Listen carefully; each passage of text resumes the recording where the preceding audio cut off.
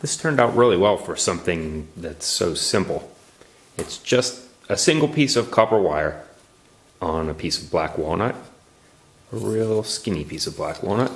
I put a keyhole in it with the router, that way I can hang it from a screw.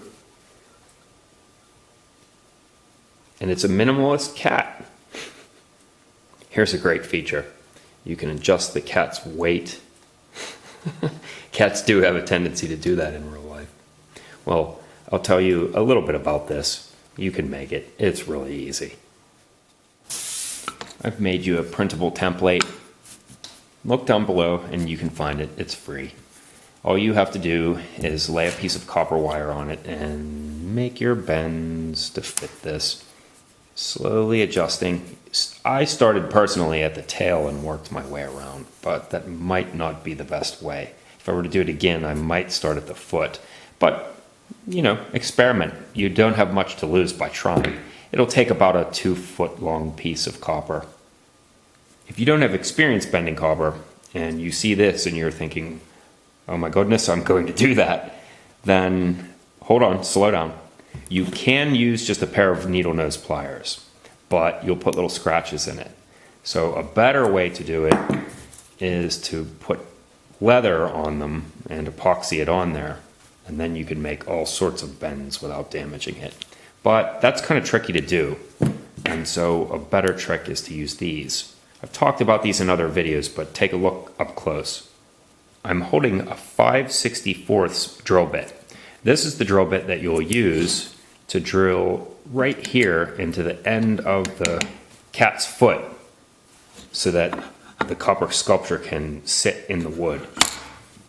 But I've used this drill bit to modify these cheapy dollar store needle nose pliers by grabbing them while it's in motion, and it's put this little groove inside of them. After that, you'll wire brush the edges to make them nice and smooth. That way they won't scratch copper as much. And so now it fits copper like a glove, and you can make extremely tight bends with it. The only other thing you need to know about copper, other than that, is it takes a lot of practice, but there's one major trick, which is when you hold it tight, it makes a tight bend, and when you hold it far away, it makes a long, slow, organic bend.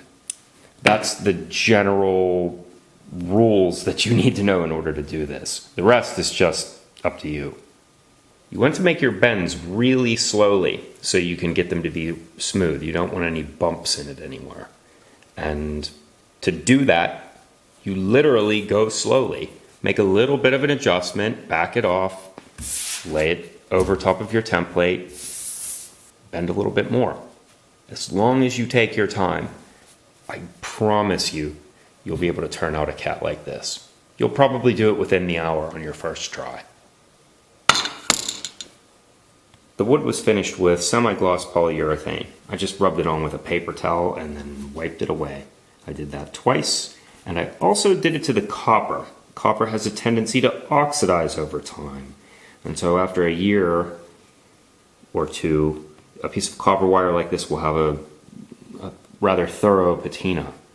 Since I coated it with polyurethane, it probably won't do that for a long, long time. In the past, I've also had good luck using lacquer to coat ornaments and such like this. If you look in my back catalog of videos, you can find things like that. All right, see you around. Give it a try.